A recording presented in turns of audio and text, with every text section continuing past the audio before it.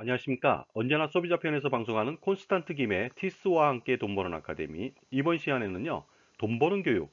과연 우리나라 사람들은요, 사교육비로 얼마나 쓰고 있을까요? 여기에 대해서 알아보도록 하겠습니다. 우선 사교육비 총괄을 알아보도록 하겠습니다. 보시는 바와 같이요. 2020년도 사교육비 총괄은요, 10조 5천억 원 정도 들어갔고요. 전년도 대비해서 1조 2천억 원이 증가했습니다. 그리고요, 초등학생 같은 경우에는요, 4조 8천억 원에서 3조 6천억 원으로 줄었죠. 그 다음에 중학교, 고등학교는 그대로 유지하고 있습니다. 그렇다면요, 전체 학생 기준으로 1인당 사교육비는 매월 얼마를 쓸까요? 알아보도록 하겠습니다. 2020년도 기준으로 매월 28만 9천 원 정도를 쓰고 있습니다. 현실에 와닿지는 않습니다. 그리고요, 2019년도 대비해서는요, 2019년도에는 32만 2천 원이었거든요. 따라서 10.1% 감소했습니다. 그 금액으로는요, 3만 3천 원이 감소했습니다.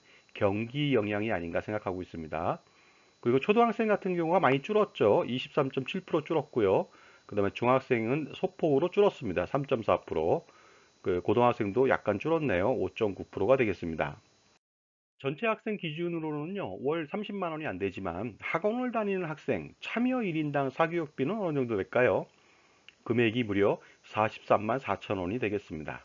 전년도 대비해서 소폭 상승했습니다. 0.3%가 증가했습니다. 초등학생은요, 마이너스 9% 성장했죠. 역성장했습니다. 그 다음에 중학생은 소폭 상승했습니다. 2.5%. 그 다음에 고등학생도 5.2% 상승했는데 아무래도 입시 영향 때문인 것 같습니다. 그렇다면요, 사교육 참여율은 어느 정도 될까요? 전체 학생 중에서요, 66.5%가 사교육에 참여하고 있습니다. 즉, 3명 중 2명은 학원에 다닌다는 뜻이 되겠습니다. 그러나 이것은요, 2019년도에 보면요, 74.3%거든요.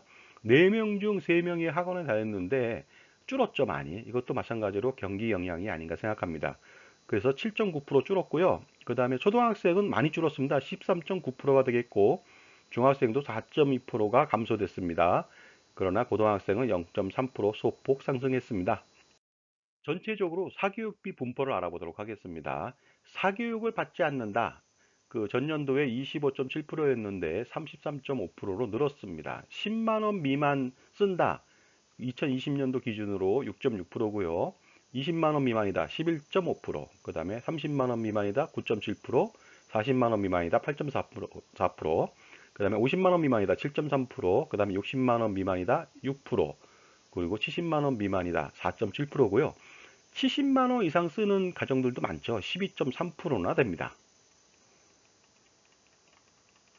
자, 이번에는요, 가구주의 소득별 분포를 알아보도록 하겠습니다. 소득에 따라서 사교육비를 어느 정도 쓰고, 그 다음에 참여는 어느 정도 되는지 알아보겠는데요.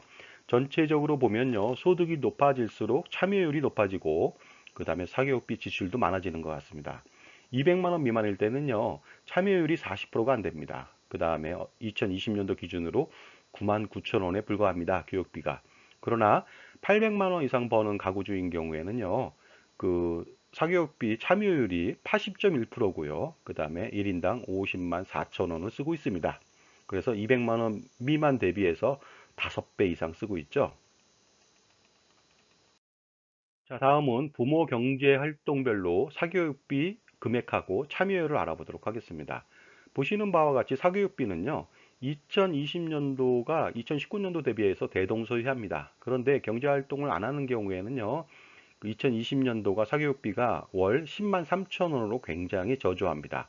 그 다음에 보시는 바와 같이 참여율 같은 경우는 전년도 대비해서 좀 줄었죠. 그래서 전체적으로 보면요.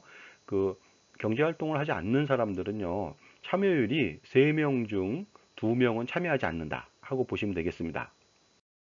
자, 다음은요. 사교육을 받으면 과연 성적이 높을까요? 아니면 성적이 높은 사람들은 사교육을 받을까요? 알아보도록 하겠습니다. 성적별 분포가 되겠습니다. 자, 금액부터 알아보도록 하겠습니다. 상위 10%는요, 48만 5천 원 쓰고 있고요. 2020년도. 그 다음에 전체적으로 보면요, 상위 60%까지 거의 대동소이하게 40만 원 이상을 쓰고 있습니다. 그 다음에 참여율도 보시는 바와 같이요. 상위 60% 이상은 60% 이상이 참여를 하고 있고요. 그 다음에 하위 20%죠. 81%에서 100%까지는요, 절반만 학원에 다니고 있습니다. 자, 다음은 지역별 분포를 알아보도록 하겠습니다. 먼저 사교육비 현황이 되겠습니다. 전체적으로 보면요. 그 2020년도가 28만 9천 원 정도 들어가는데요. 서울은 43만 3천 원, 광역시는 27만 9천 원, 그 다음에 중소도시는 28만 2천 원, 읍면 지역에 있는 학생들은 18만 4천 원에 불과합니다. 이것은 전체 학생 기준이 되겠습니다. 그러나 참여 학생 기준으로 따진다면 좀 달라지죠. 서울은 1인당 57만 9천 원으로 굉장히 많이 지출하고 있고요. 광역시는 42만 원, 중소도시도 거의 42만 원이죠. 그러나 읍면 지역은 32만 4천 원에 불과합니다. 자, 제 정보가 만족스러우셨다면요. 구독과 좋아요 부탁드리겠습니다. 계속하겠습니다. 자, 다음은요. 부모님의 학력별로 과연 사교육비는 어느 정도 지출하는지 알아보도록 하겠습니다. 자, 부모님이 초등학교만 졸업했다. 그러면요, 5만 2천 원밖에 쓰지 않습니다. 중졸이다. 그러면 35만 3천 원이 되겠고요. 고졸은 41만 6천 원이 되겠고요. 그 다음에 대학교 졸업 4년제 이상이다. 그러면요, 70만 4천 원을 쓰고 있는데 초등학교 졸업 대비해서 14배 가까이 더 쓰고 있습니다. 자, 이런 이유는 무엇일까요? 인식의 부족일까요? 아니면 여력이 없어서 그랬을까요?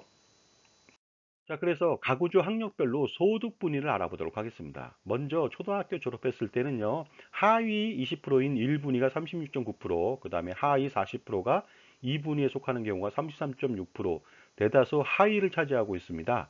상위 20% 5분위는 1.8%에 불과합니다. 중학교를 졸업했다. 그러면 많이 줄었죠. 하위 20%가 12.8%가 되겠습니다. 그 다음에 골고루 2분위부터 5분위까지 분포되어 있습니다. 고등학교를 졸업했다 부모님이 그러면요 하위 20%는 급격하게 줍니다. 4.2%에 불과하고요. 그 다음에 3분위부터 5분위까지 골고루 분포되어 있습니다. 그리고 대학교 4학년째 이상 졸업을 했다 부모님이 그랬을 때 하위 20% 40% 1분위 2분위는요 2.9 1.9에 불과합니다. 그러나 4분위에 속하는 경우 31.1%, 그 다음에 5분위인 경우에는요, 거의 절반에 가깝죠. 48.5%가 되겠습니다. 따라서 보시는 바와 같이 학력이 높을수록 소득은 높은 편이고, 소득이 높다 보니까 어떻습니까? 사교육비 지출도 많이 하는 것 같습니다.